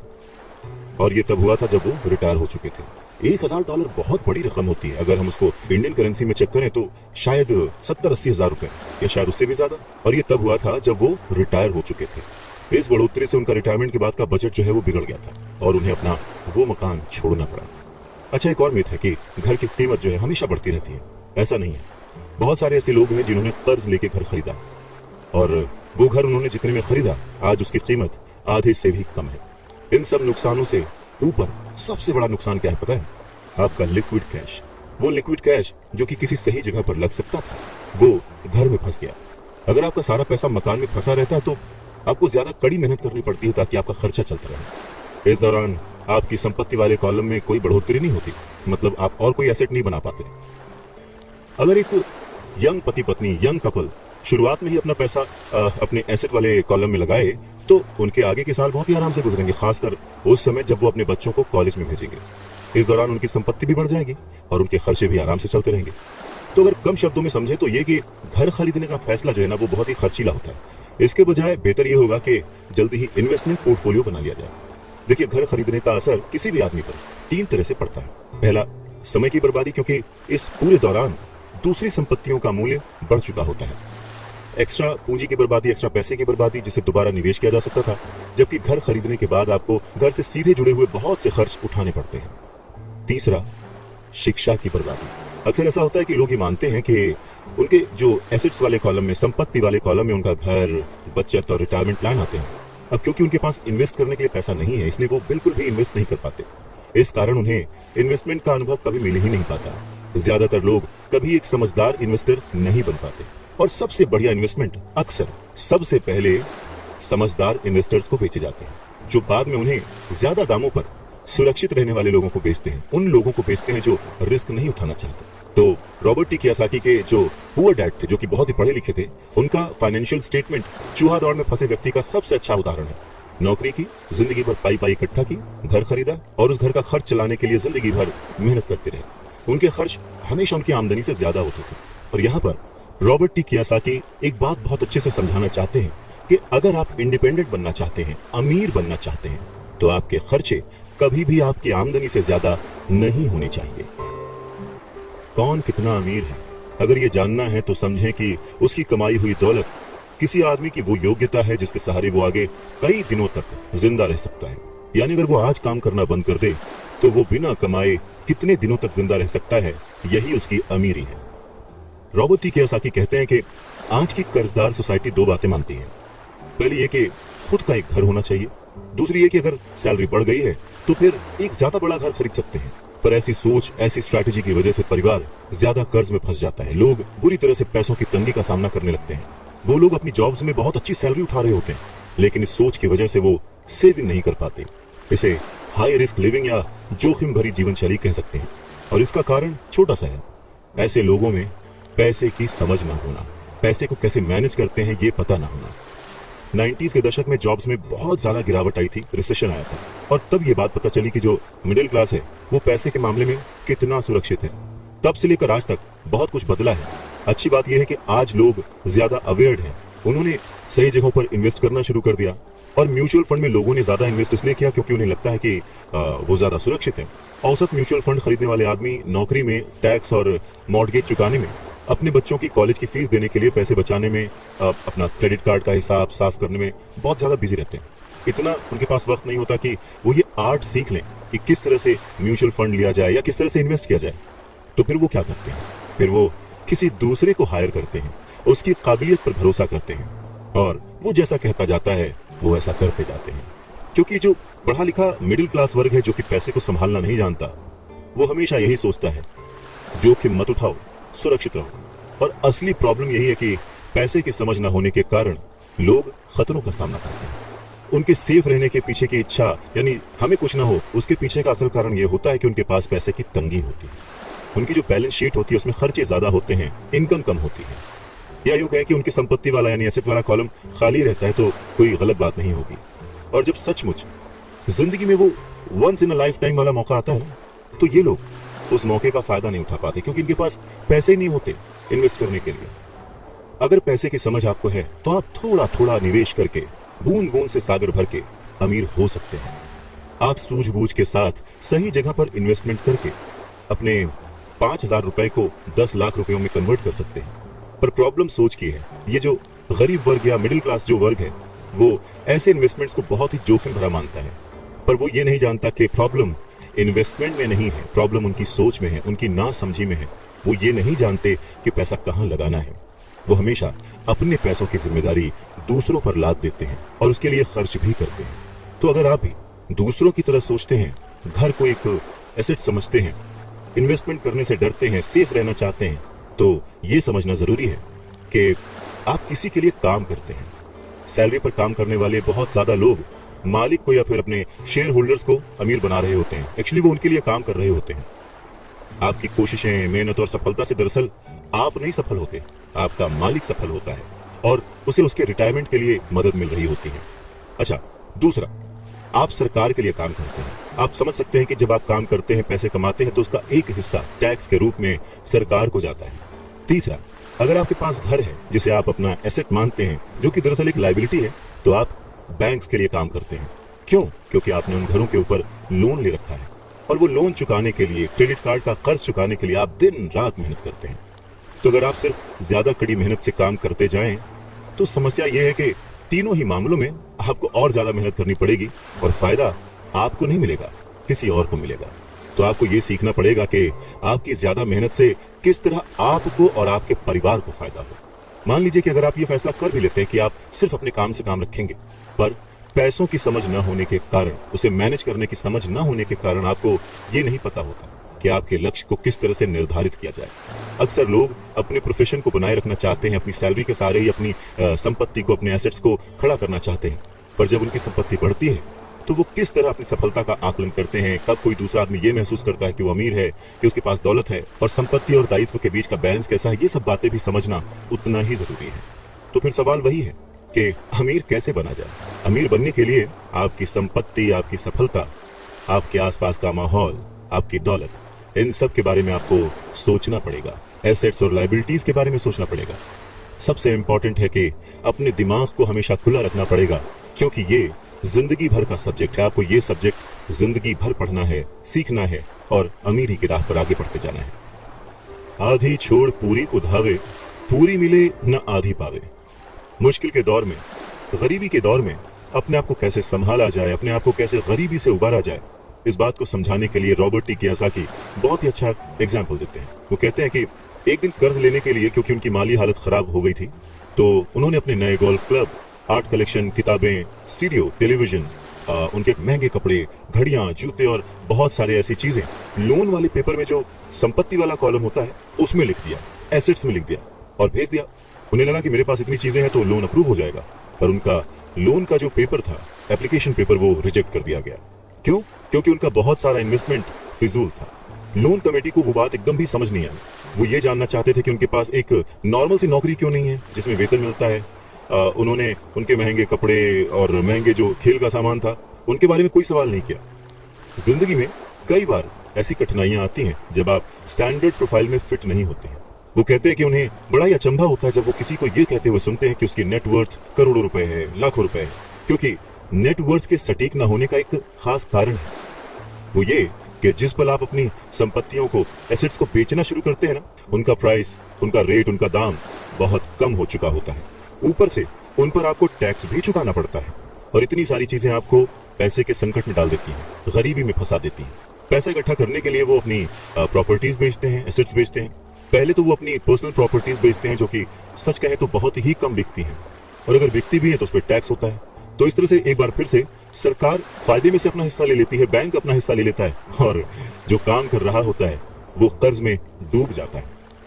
तो सीख यही है कि इन सारी चीजों में फंसने के बजाय अपने काम से काम रखिए। जो कर रहे हैं वो करते चलिए, कुछ भी छोड़िए नहीं, पर हाँ, थोड़ी एक्स्ट्रा मेहनत करके, थोड़ी एक्स्ट्रा समझदारी से, फाइनेंशियल लिटरेसी से पैसों को यूज करने का, पैसों को इन्वेस्ट करने का हुनर सीखिए। थोड़ा थोड़ा करके एसेट्स बनाते जाइए, पर हाँ, ऐसी चीजों को खरीदने से बचिए जिनकी कीमत एक बार घर लाने पर कम हो जाती है, क्योंकि ये चीजें कभी भी एसेट्स नहीं हो सकती। गरीबी से बचने का एक दूसरा तरीका यह है कि अपने खर्च कम कर लें, अपनी रिस्पॉन्सिबिलिटीज को और घटा लें और मेहनत ज्यादा करना शुरू कर दें, जिससे इनकम ज्यादा हो। अब बहुत सारे लोगों को इस बात में कंफ्यूजन हो सकती है कि सही जगह निवेश करने का क्या मतलब है, सही इन्वेस्टमेंट क्या है। तो रॉबर्ट टी कियोसाकी कहते हैं कि ऐसा काम करें जिसमें आपकी मौजूदगी की जरूरत ना हो। स्टॉक्स, बॉन्ड खरीदें, म्यूचुअल फंड खरीदें, आमदनी देने वाले रियल एस्टेट में खर्च करें, अपने आप को ग्रूम करने में पैसे खर्च करें, एजुकेशन में जैसे कि म्यूजिक, लिखना, पेटेंट, स्पोर्ट्स और ऐसी हर चीज जो कीमती है, जिसे खरीदने के बाद आपको पैसे मिलते हैं, ना कि आपको उसमें पैसे लगाने पड़ते हैं, उस हर चीज में आप इन्वेस्ट कर सकते हैं। सबसे जरूरी बात, आप जहां भी इन्वेस्ट करते हैं हमेशा ध्यान रखें कि उस इन्वेस्टमेंट से आपको प्यार हो। जैसे कि रॉबर्ट टी कियोसाकी को इमारतों से और जमीन से प्यार था, तो उन्होंने बहुत सारा इन्वेस्टमेंट रियल एस्टेट में किया। जब पैसे खर्च ही नहीं करने हैं तो फिर कमाएं क्यों, और ऐसी अमीरी का क्या फायदा? ये सवाल हम सभी के मन में आ सकता है। इस बात पर रॉबर्ट टी कियोसाकी कहते हैं कि यह सिर्फ सोच का अंतर है। जो अमीर आदमी होता है वो भी ये चीजें खरीदता है, वो विलासिता की चीजें खरीदता है, लेकिन सबसे बाद में। पहले वो ये देखता है कि क्या करने से उसे फायदा हो सकता है और किस चीज की उसे सबसे ज्यादा जरूरत है। वहीं उल्टा जो मिडिल क्लास आदमी है या गरीब आदमी है, वो थोड़ा सा पैसा आने पर भी सबसे पहले वो अपने शौक पूरे करता है। घर, हीरे, ज्वेलरी, गाड़ियां, कुछ भी खरीद लेता है। अमीर आदमियों के पास भी ये सब होता है, पर फर्क सिर्फ इतना है कि वो उधार के दलदल में नहीं फंसते। वो लोग जिनके पास पीढ़ियों से पैसा है, जो लंबे समय से अमीर हैं, वो अपनी अर्निंग वाले कॉलम को सबसे पहले बनाते हैं, उसे सिक्योर करते हैं। उसके बाद उनके एसेट्स वाले कॉलम से जो आमदनी होती है, जो इनकम होती है, उससे वो अपनी लग्जूरियस लाइफ जीते हैं, एंजॉय करते हैं। गरीब और मिडिल क्लास आदमी अपनी खून पसीने की कमाई और बच्चों की विरासत की कीमत पर ये चीजें खरीदता है, लोन लेता है। सच्ची लग्जरी असली संपत्ति में निवेश करने और उसे विकसित करने का प्रोत्साहन देती है, उसे बढ़ावा देती है। रॉबर्ट टी कियोसाकी इस बात को एक एग्जाम्पल से समझाते हैं कि जब उनकी वाइफ और उनके पास उनके अपार्टमेंट से अतिरिक्त पैसा आने लगा, रेंट या कुछ भी, तब वो बाजार गए और उन्होंने अपने लिए एक महंगी गाड़ी खरीदी। इसमें जरा सी भी मेहनत नहीं लगी या जोखिम नहीं था, क्योंकि वो पैसा उन्होंने अपनी सेविंग से नहीं बल्कि अपार्टमेंट हाउस के इनकम से खरीदा था। पर इसके लिए उन्होंने 4 साल तक इंतजार किया, पेशेंस के साथ थोड़ा थोड़ा पैसा इकट्ठा करते रहे, और जब रियल एस्टेट पोर्टफोलियो बढ़ा तो आखिरकार वो उन्हें इतना पैसा दे गया कि एक महंगी कार खरीदी जा सके। ज्यादातर लोग अक्सर इच्छा जागने पर बिना सोचे समझे जाते हैं और कर्ज पर कार या कोई और चीज खरीद लाते हैं। हो सकता है कि वो अपनी जिंदगी से ऊब चुके हों या उन्हें सिर्फ एक नए खिलौने की जरूरत हो, पर कर्ज पर ऐसी चीज खरीदने से देर सवेर वो आदमी उस चीज से चिढ़ने लगता है, उसका इंटरेस्ट खत्म हो जाता है, उससे उसमें मजा नहीं आता, क्योंकि उस चीज को खरीदने के लिए जो कर्ज लिया गया है वो उस आदमी के सर पर भार बन जाता है। अगर एक बार आप अपने बिजनेस को बनाने, उसमें इन्वेस्ट करने का समय निकाल लेते हैं तो फिर आप उसमें जादू की छड़ी भी घुमा सकते हैं, जो अमीरों का सबसे बड़ा राज है। और ये राज अमीरों को भीड़ से अलग रखता है, या यूं कहें कि भीड़ से आगे रखता है। जो अपने काम से काम रखते हैं, अपने काम में फोकस्ड रहते हैं, और ये उन्हीं को मिलता है जो अपने काम में पूरा मन लगाते हैं, अपने काम से काम रखते हैं, वो लोग अमीर बन जाते हैं। अगर मिल के चला जाए तो तूफानों को भी शिकस्त दी जा सकती है। रॉबर्ट टी कियोसाकी अपने बचपन का एक किस्सा सुनाते हैं। कहते हैं कि मुझे याद है, हमें स्कूल में रॉबिन हुड और उनके सुखी गिरोह की कहानी बताई गई थी। मेरे स्कूल टीचर का मानना था कि ये केविन कॉस्नर की तरह के एक रोमांटिक हीरो की अद्भुत कहानी है जो अमीरों को लूटता था और गरीबों में बांट देता था। तो मेरे रिच डैड की नजर में रॉबिन हुड हीरो नहीं था, वो उसे बदमाश मानते थे। रॉबिन हुड को गुजरे हुए तो लंबा समय गुजर चुका है, परंतु उसके जो मानने वाले हैं, जो उसके फैंस हैं, वो आज भी जिंदा हैं। न जाने कितनी बार मैंने लोगों को ये कहते सुना है कि अमीरों को और ज्यादा टैक्स देना चाहिए और उसे गरीबों में बांट देना चाहिए। रॉबिन हुड का ये जो थॉट था, अमीरों से लेकर गरीबों में बांट दिया गया। गरीब और मिडिल क्लास लोगों के लिए ये सबसे ज्यादा दुख का कारण है। इसी रॉबिन हुड आदर्श के कारण मिडिल क्लास पर टैक्स का इतना भारी बोझ लदा हुआ है। और सच्चाई तो यह है कि अमीरों पर टैक्स लगता ही नहीं है। गरीबों की भलाई के लिए जो पैसा लगता है वो मिडिल क्लास से आता है, खासकर पढ़े लिखे और ऊंची आमदनी वाले मिडिल क्लास से। और टैक्स के बारे में अगर हम पूरी तरह से समझना चाहें तो हमें थोड़ा सा इतिहास में, हिस्ट्री में जाना पड़ेगा। रॉबर्ट टी कियोसाकी बताते हैं कि उनके रिच डैड ने बताया था कि इंग्लैंड और अमेरिका में पहले कोई टैक्स नहीं लगते थे। कभी कभार जो वॉर्स होती थी, युद्ध होते थे, उनका खर्च जुटाने के लिए टैक्स जरूर लगाए जाते थे, जिसके लिए किंग या फिर प्रेसिडेंट सिर्फ कह भर देते थे और हर आदमी उसकी बात मानकर अपना सहयोग अपनी इच्छा से देता था। बाद में सन 1874 में इंग्लैंड ने इनकम टैक्स को अपने सिटीजन्स पर लागू कर दिया और 1913 में कॉन्स्टिट्यूशन के 16वें संशोधन के बाद अमेरिका में भी इनकम टैक्स जो है वो लागू हो गया। एक समय था जब अमेरिकी लोग टैक्स विरोधी हुआ करते थे, पर धीरे धीरे लगभग 50 सालों के बाद लोगों ने वो एक्सेप्ट कर लिया। इसमें एक और बात थी, शुरुआत में ये जितने भी टैक्स थे ये सिर्फ अमीरों पर लगाए गए थे। तो रिच डैडी चाहते थे कि माइक और वो इस बात को न भूलें, और उन्होंने ये बात साफ कर दी थी कि टैक्स का जो थॉट है वो लोकप्रिय बना ही इसीलिए कि लोगों को लगता था कि इससे अमीरों को सजा दी जाती है और मिडिल क्लास और गरीबों को मदद मिलती है।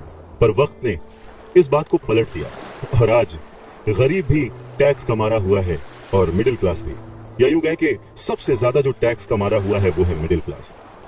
रॉबर्ट टी कियोसाकी आगे कहना जारी रखते हैं, एक बार सरकार को टैक्स मिल गया तो उन्हें उसके फायदे नजर आ गए और उनकी भूख बढ़ गई।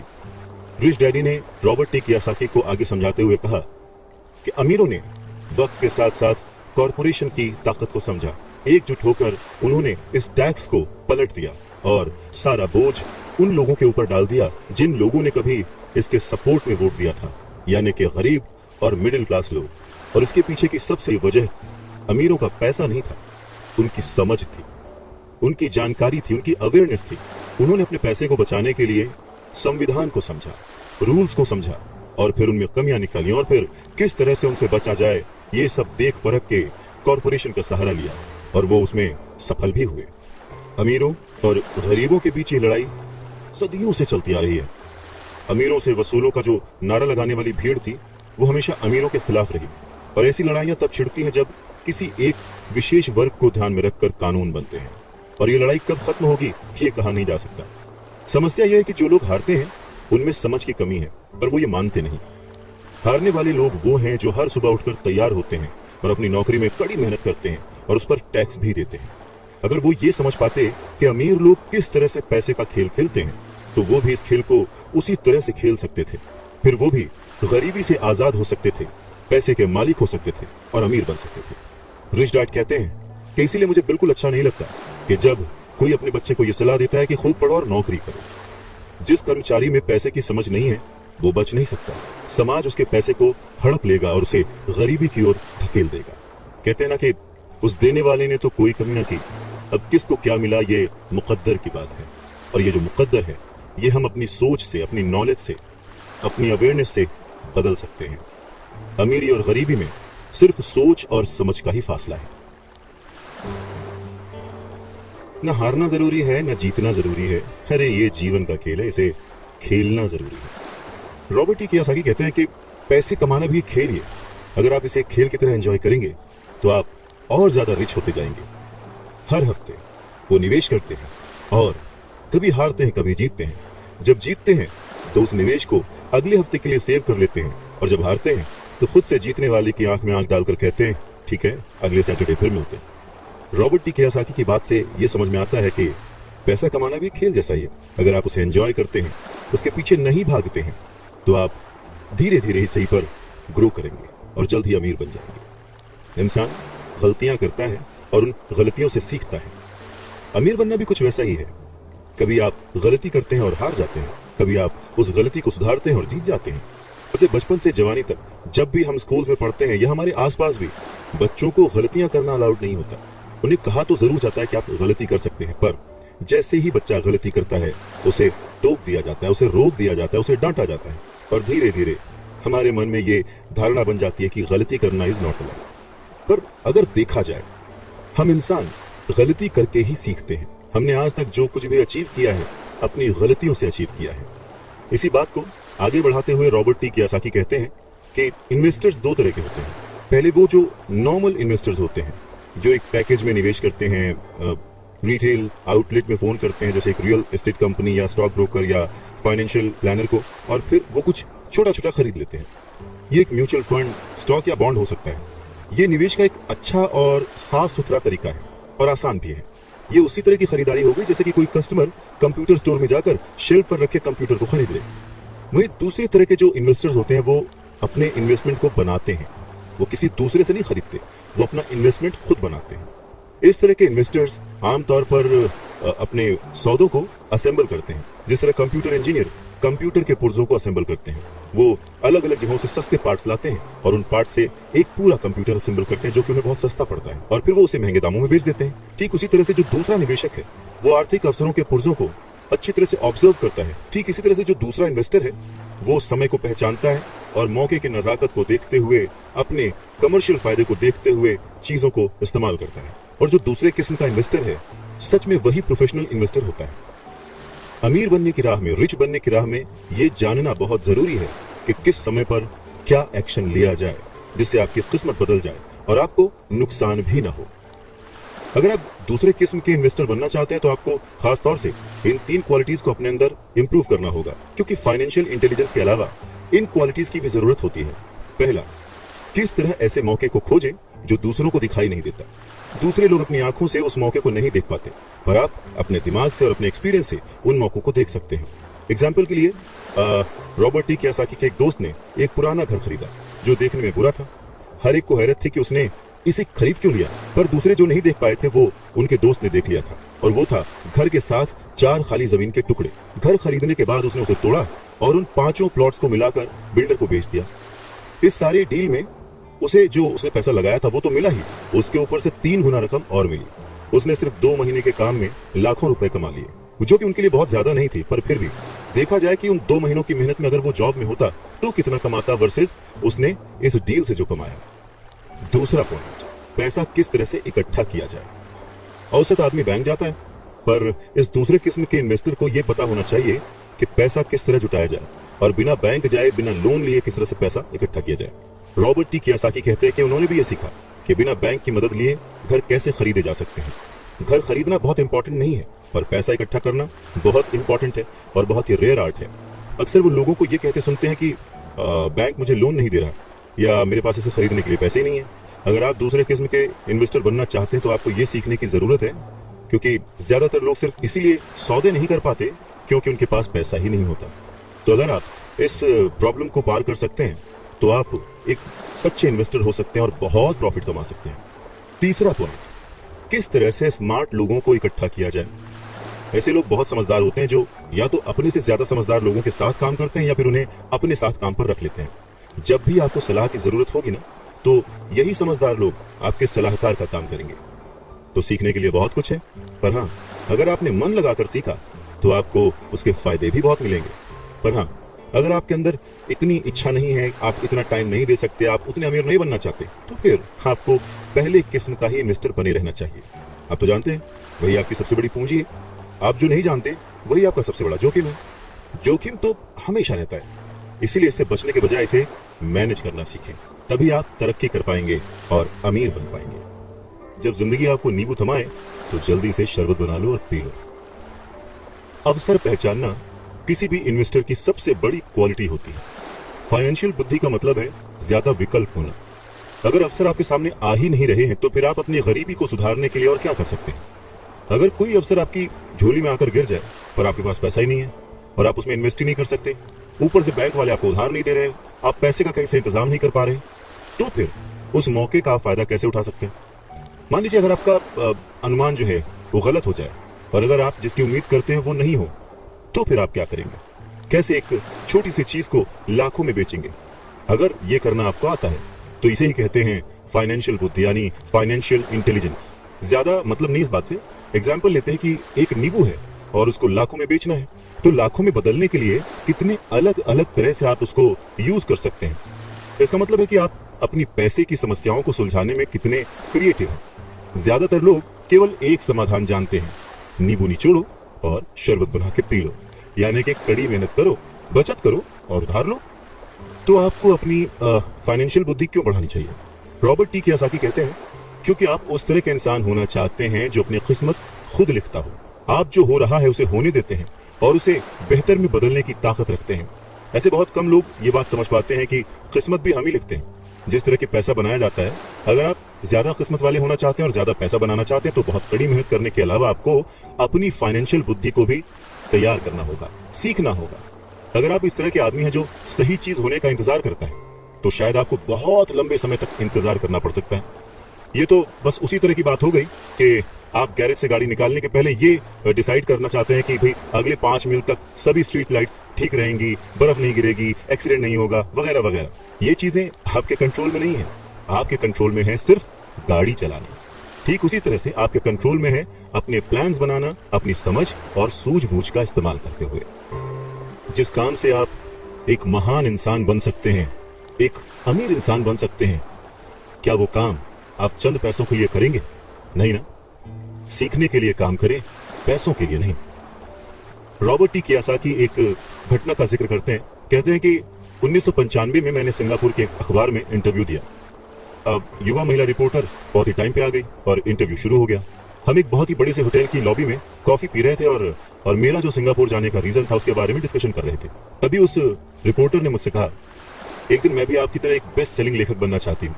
मैंने उसे कई राइटअप्स और लेख पढ़े थे और उनसे प्रभावित भी था। वो बहुत अच्छा लिखती थी, बहुत ही साफ। तो मैंने उसे कहा, बिल्कुल आप कर सकती हैं, क्योंकि आप जो लिखती हैं वो बहुत ही बढ़िया है। वैसे कौन सी चीज है जो आपको आपके सपनों को पाने से रोक रही है? उसने कहा कि मेरा काम जो है वो कभी कहीं जाता है, कभी कहीं जाता है। हर आदमी कहता है कि मेरे उपन्यास बहुत बढ़िया है, पर एक्चुअली होता कुछ नहीं है। इसलिए मैं अखबार में काम कर रही हूँ, कम से कम इससे मेरा खर्च तो चली जाता है। अब आपके पास कोई सुझाव है क्या इस बारे में? मैंने कहा, हाँ बिल्कुल है। सिंगापुर में मेरा एक दोस्त है, वो एक स्कूल चलाता है जहां लोगों को बाइंग सेलिंग रिलेटेड ट्रेनिंग दी जाती है। वो सिंगापुर में कई बहुत ही बड़े बड़े कॉर्पोरेशंस के लिए सेल्स ट्रेनिंग कोर्स चलाता है और मैं समझता हूं कि उसके कोर्स में शामिल होने से आपका करियर बहुत ज्यादा आगे चला जाएगा। ये बात सुनने के बाद वो थोड़ा सा रूखी हो गई। वो कहने लगी कि मतलब आप ये कहना चाहते हैं कि मुझे ये सब सीखने के लिए स्कूल जाना पड़ेगा? तो मैंने हाँ कह के सिर हिलाया और फिर उसे इस बात पर विश्वास ही नहीं हुआ कि मैं सचमुच उसे स्कूल जाने के लिए कह रहा हूं। मैंने उसे कहा कि इसमें गलत ही क्या है, पर तब मुझे रियलाइज हुआ कि मुझे अपने शब्द वापस ले लेने चाहिए। उसे मेरी किसी बात का बुरा लग गया था शायद, और अब मैं सोच रहा था कि कितना अच्छा होता अगर मैंने उसे कुछ भी सुझाव नहीं दिया होता। उसकी मदद करने की कोशिश में मैंने वो सुझाव दिया था और अब मुझे खुद ही बुरा लग रहा था। उसने कहा कि मेरे पास इंग्लिश लिटरेचर में मास्टर्स डिग्री है, मैं सेल्समैन बनना सीखने के लिए स्कूल क्यों जाऊं? मैं एक प्रोफेशन में प्रशिक्षित होने के लिए स्कूल गई थी ताकि मुझे सेल्समैन ना बनना पड़े।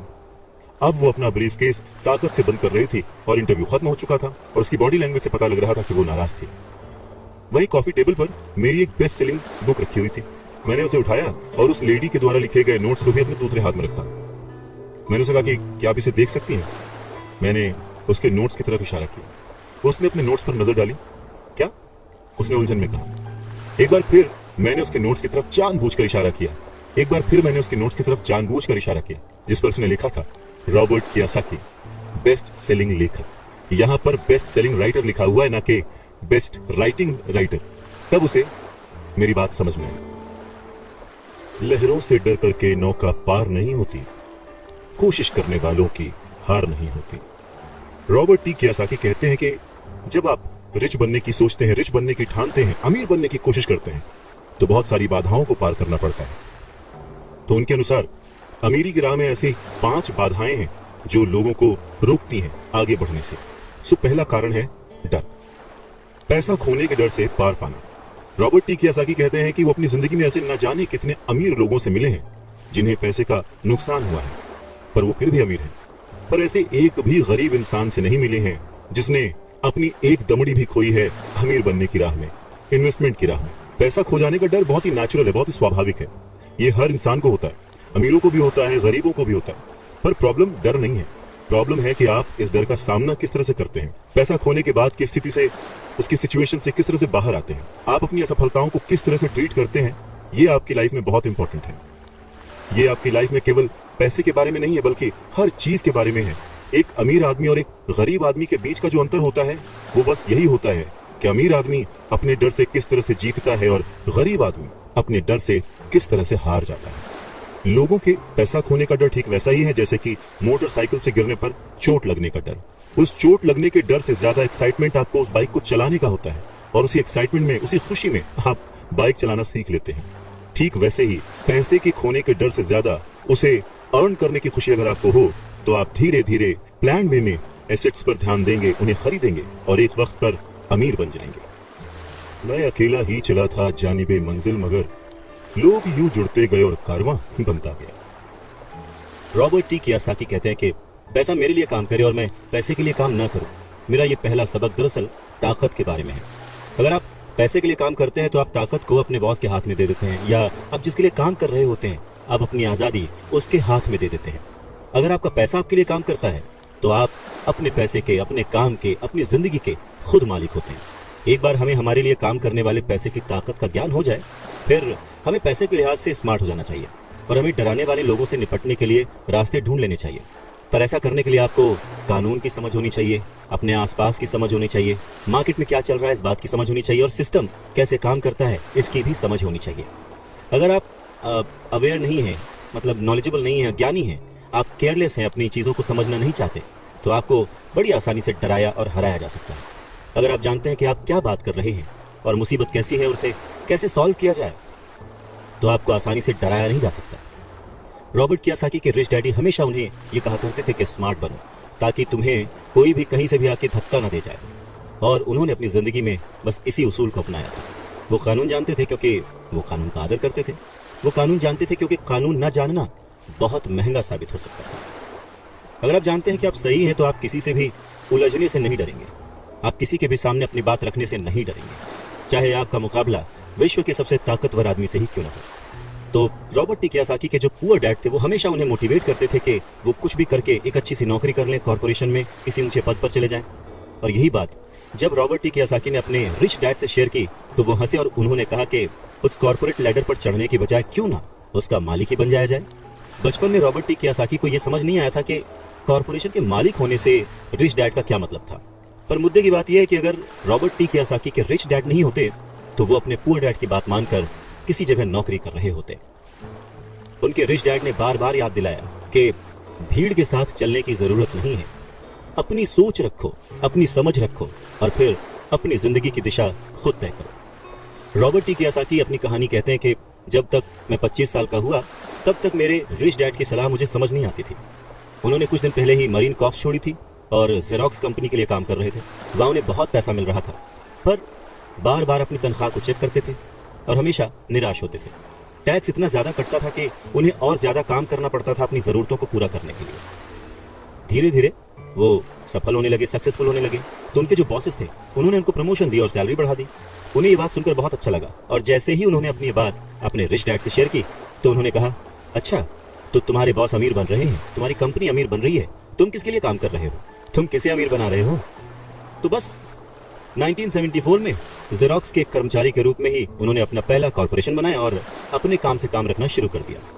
पहले से ही उन्होंने संपत्ति वाले कॉलम में कुछ चीजें लिख रखी थी और खरीद रखी थी, पर अब उन्होंने ये ठान लिया था कि उन्हें और ज्यादा बढ़ाना है, उन्हें अपने एसेट्स और बढ़ाने हैं और अपनी लायबिलिटीज को और कम करना है। जैसे जैसे वक्त बीतता गया जैसे जैसे रॉबर्ट टी कियासाकी पैसे को समझते गए, इसके गणित को समझते गए, इसके व्यवहार को समझते गए, उन्हें अपने रिच डैडी की सलाह समझ में आने लगी। एक बार उन्होंने अपने काम से काम रखने की ठान ली और अपनी संपत्तियां, अपने एसेट्स बढ़ाने शुरू कर दिए और एक बेहतरीन कर्मचारी बन गए। उनके पास अब एक लक्ष्य था। वो सुबह जल्दी जाते थे, मेहनत से काम करते थे, ज्यादा से ज्यादा पैसे कमाते थे और अपने रियल एस्टेट में इन्वेस्ट करते थे। और वो दौर भी ऐसा था कि उस समय नई नई चीजें, नए नए डेवलपमेंट्स हो रहे थे जिसमें संभावनाएं तलाश की जा सकती थी। तो उन्होंने जेरोक्स मशीनें बेची। जितनी ज्यादा वो मशीनें बेचते, उन्हें उतना ही ज्यादा फायदा होता। लेकिन वो फायदा उनकी जेब में नहीं जाता, वो फायदा जाता कंपनी को, और रॉबर्ट टी कियासाकी की जेब से कटता था टैक्स। ये बहुत ही मोटिवेशनल था। इस सिचुएशन में लोग हताश हो जाते हैं, पर रॉबर्ट टी कियासाकी ने इसको पॉजिटिवली लिया और वो इस नौकरी के जाल से बाहर निकल आए।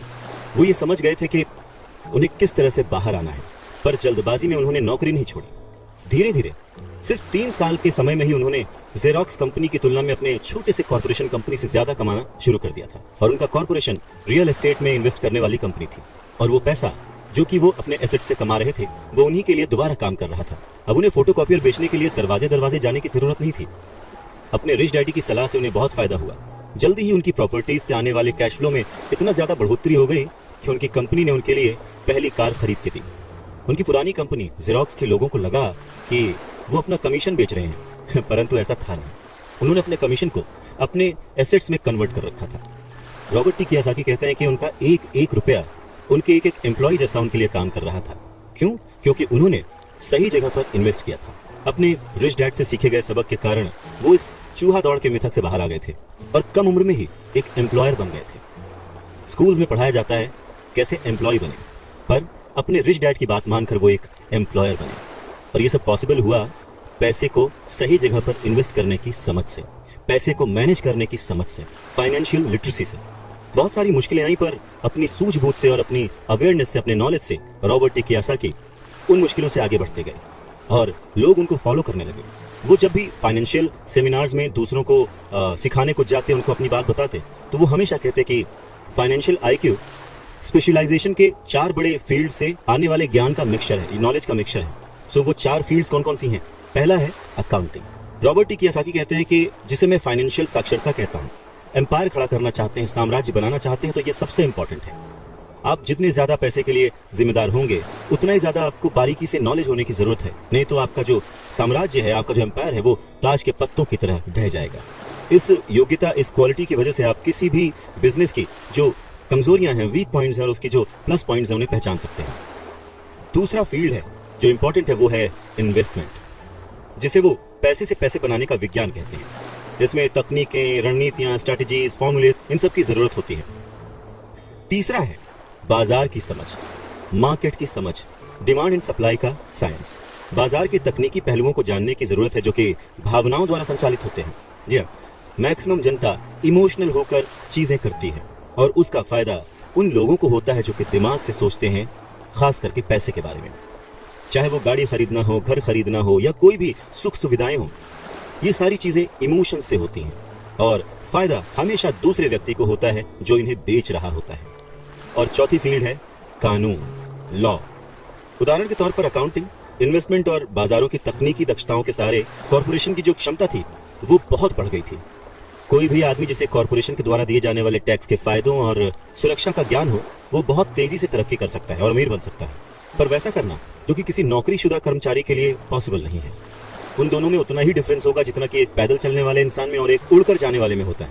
ये अंतर बहुत ज्यादा है। तो कुल मिलाकर ये कहा जा सकता है कि अपने रिच डैड की गाइडेंस को फॉलो करते हुए रॉबर्ट टी कियासाकी एक सक्सेसफुल इंसान बने, जिन्हें दुनिया फॉलो करती है और जिनकी लिखी बातें पढ़कर और जिनकी बातें सुनकर लोग आज भी मोटिवेट होते हैं।